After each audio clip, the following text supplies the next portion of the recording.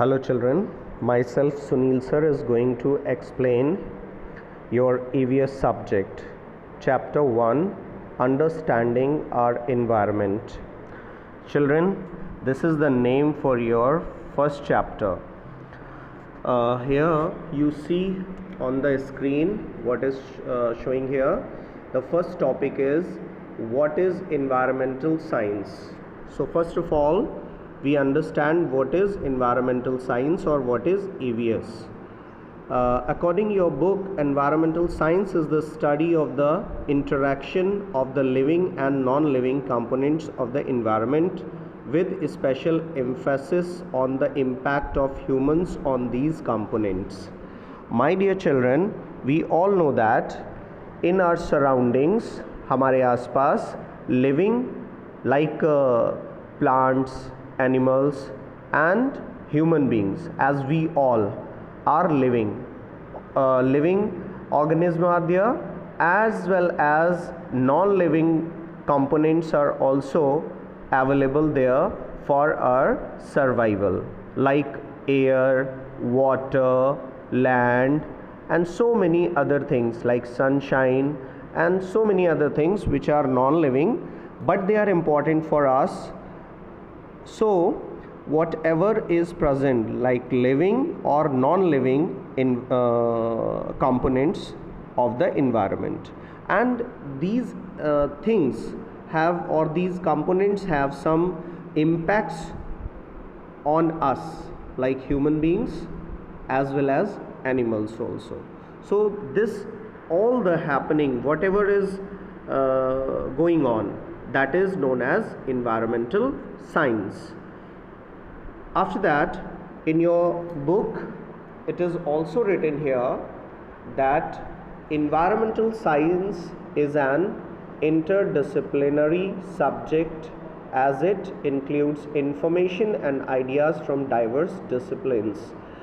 तो यहाँ पर मेरे बच्चों ये भी कहा जा रहा है कि जो ये इन्वायरमेंटल साइंस है वो बहुत सारे सब्जेक्ट्स का एक इंटरडिसिप्लिनरी सब्जेक्ट है, मतलब बहुत सारे सब्जेक्ट्स को मिलाकर एक सब्जेक्ट बनाया गया है. इसमें बायोलॉजी भी होती है, इसमें केमिस्ट्री भी है, geology is also there, geography is also there, political science, economics, philosophy and ethics. So many subjects are involve here.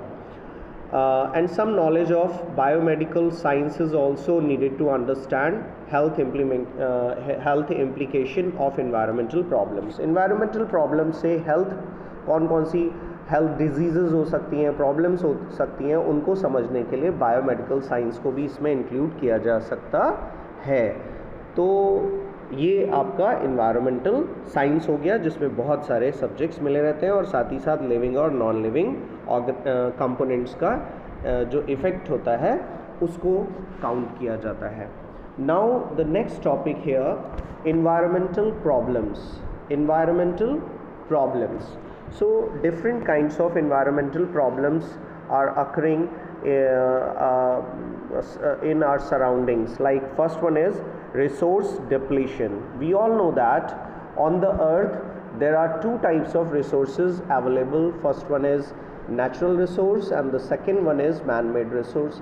If we talk about natural resource, so these natural resources are depleting nowadays. Depleting means कम हो रहे हैं, आजकल कम हो रहे हैं. जैसे कि जो भी हमारे पास पहले बात करें हम मिनरल्स की या फिर फॉसिल फ्यूल्स की, जैसे पेट्रोल डीजल आपने सुना होगा कि कम हो रहा है, कोयला कम हो रहा है, इसी तरह से बहुत सारी चीज़ें कम हो रही हैं. साथ ही साथ देखिए जो पहले वाटर रिसोर्स था हमारे पास, पानी था, तो वो पानी भी कम हो रहा है. कैसे कम हो रहा है कि बहुत सारा जो अच्छा पानी था, प्योर वाटर था, वो धीरे धीरे पोल्यूट हो रहा है, उसमें इम्प्योरिटीज़ मिक्स हो रही हैं और वो हमारे लिए हार्मफुल होता जा रहा है. तो इस तरह से वो भी हमारे लिए कम हो रहा है. तो पहला हो गया रिसोर्स डिप्लीशन. दूसरा हो गया loss of biodiversity. Loss of biodiversity का मतलब है कि वाइल्ड एनिमल्स, बहुत सारे ऐसे एनिमल्स हैं जो हमारे लिए कभी ज़रूरी थे और बहुत सारे पेड़ ऐसे हैं जो हमारे लिए कभी ज़रूरी थे. आज वो पेड़ और वो जानवर दोनों ही कहीं ना कहीं मर रहे हैं. और उसका कारण क्या है? उसका कारण है हमारा फैलाया हुआ पोल्यूशन. या फिर हमारी लापरवाही और या फिर हमारी मतलब इंसानों की ज़रूरतें जो वो अपनी इंडस्ट्रीज़ को चलाने के लिए पूरा करते हैं, जिससे वो पेड़ों की कटाई करते हैं, पेड़ों की वजह से जानवर भी मरने लग जाते हैं। और फिर एक है पॉल्यूशन। ये तो बहुत बड़ा इशू है, बहुत बड़ा प्रॉब्लम है, इन्वायरमेंटल प्रॉब्लम है कि आजकल पॉल्यूशन बढ़ता ही चला जा रहा है। वो चाहे वो वाटर पॉल्यूशन हो या फिर एयर पॉल्यूशन हो। एयर पॉल्यूशन का तो हाल बहुत ही ज़्यादा बुरा है, तो ये भी एक प्रॉब्लम है। इसके अलावा ओजोन डिप्लीशन हो रहा है। We all know that ozone layer is very important for our survival, क्योंकि ओजोन लेयर जो होती है वो अल्ट्रावायलेट रेज को हम तक पहुंचने से रोकती है। अदरवाइज़ हमारा शरीर जल सकता है, हमारी बॉडी बर्न हो सकती है अगर डायरेक्ट सन रेज आएँ, तो ये ओजोन लेयर हमें बचाती है। इसके बाद में डिफॉरेस्टेशन का मतलब होता है रेकलेस कटिंग ऑफ ट्रीज़। जंगलों को बहुत तेज़ी से काटा जा रहा है, उनमें लोग रहने के लिए अपनी जगह बना रहे हैं कुछ इस तरह से। तो डिफॉरेस्टेशन भी एक बहुत बड़ी इन्वायरमेंटल प्रॉब्लम है। और क्लाइमेट चेंज, मैं आपको बता रहा हूँ कि जिस तरह से पॉल्यूशन बढ़ता जा रहा है उस तरह से अर्थ पे बहुत सारा क्लाइमेटिक चेंजेस आ रहे हैं, मतलब क्लाइमेट में भी चेंज हो रहा है। पहले कहीं जहाँ पर गर्मी नहीं होती थी वहाँ गर्मी होनी स्टार्ट हो रही है, जहाँ पर बहुत गर्मी हुआ करती थी वहाँ पर सर्दी स्टार्ट हो रही है। तो इस तरह के क्लाइमेटिक चेंज हो रहे हैं और उसका कारण भी कहीं ना कहीं पॉल्यूशन है। इसके बाद में आते हैं ओशियन एसिडिफिकेशन। ओशियंस मतलब आप जानते हैं 4 ओशियंस हैं मेनली हमारे वर्ल्ड में, और उन ओशियंस में बहुत सारा एसिड मिक्स हो रहा है। जैसे इसमें लिखा हुआ है the oceans absorb as much as 25% of all human carbon dioxide emissions. जो भी ह्यूमन कार्बन डाइऑक्साइड का एमिशन कर रहे हैं, मतलब ह्यूमन कर रहे हैं, वो लगभग एब्जॉर्ब होती है ओशियंस में। But nowadays the gas then combines with other elements to form compounds such as carbolic acid. और यही कार्बन डाइऑक्साइड जो है वो कभी कभी मिक्स हो जाती है उसके एलिमेंट से जो ओशियन के वाटर में अवेलेबल है, और उससे कार्बोलिक एसिड को बना देते हैं। उसके बाद में आते हैं ओवर फिशिंग। बहुत बड़ी प्रॉब्लम है ओवर फिशिंग, मतलब fish industry is there, we are using fishes as our food. तो धीरे धीरे लोग क्या कर रहे हैं कि बहुत ज़्यादा मात्रा में फ़िशेज़ को पकड़ रहे हैं, नंबर ऑफ़ फिशेज़ कैच कर रहे हैं, जिसकी वजह से ओशियंस या जो हमारे वाटर बॉडीज़ हैं उनमें फ़िशेज़ कम हो रही हैं।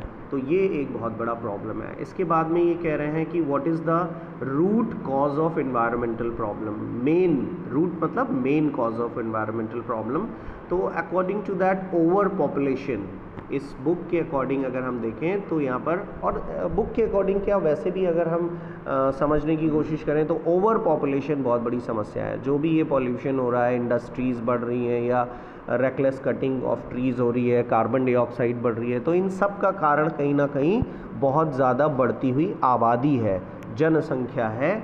और इसके अलावा the problem is further aggravated by the consumption pattern of the present। अब देखिए पॉल्यूशन, जिस तरह से पॉपुलेशन बढ़ रही है तो उसकी नीड और रिक्वायरमेंट्स भी बढ़ रही हैं, और जिसकी वजह से उसका कंजम्पशन ज़्यादा हो रहा है, चीज़ों को ज़्यादा लोग कंज्यूम कर रहे हैं। जैसे अभी पहले 100 लोग थे, फिर 1000 हो गए, फिर 1 लाख हो गए।